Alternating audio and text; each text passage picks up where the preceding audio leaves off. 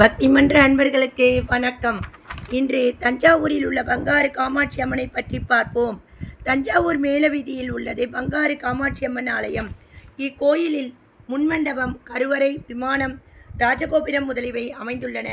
இக்கோயிலின் மூலவராக பங்காரு காமாட்சி அம்மன் உள்ளார். கருவறையின் முன்பே இருபுறமும் துவாரக பாலகிகள் உள்ளனர். கருவறையின் வெளிப்புறத்தில் இடப்புறத்தில் காமகோடி அம்மன் சன்னதி உள்ளது. பிரதாப சிம்மன் ஆட்சி காலத்தில் இக்கோயில் கட்டப்பட்டது. 1992, 2004 ஆண்டு மற்றும் 2017 குடமுழக்கு நடைபெற்றது.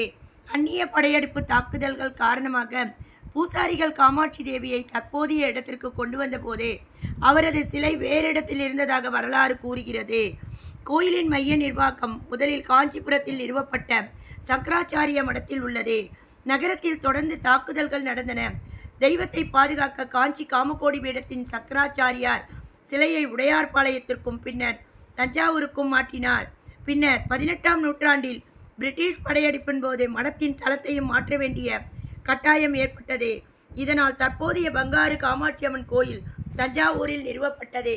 இந்த பழமை வாய்ந்த காமாட்சி கோயில் தஞ்சாவூரில் மிகவும் பிரசித்தி பெற்றது. மேலும் சக்தி வாய்ந்த இந்த அம்மனை வேண்டினால் நினைத்தது நடக்கும். இது உண்மை. அனைவரும் தஞ்சாவூர் சென்றால் இக்கோவிலுக்கு சென்று அம்மனை தரிசித்து வாழ்வில் வளம் பெறுங்கள். மேலும் காமாட்சி சோஸ்திரம் காமாட்சிம் கரிராஜ மந்த கமனாம் வந்தே மகா சப்ரியாம் காந்தா காமதுகா கரீந்த ரகமனா ஜெய ஜெய சங்கர ஹரஹர சங்கர காஞ்சி சங்கர காமாட்சி சங்கர.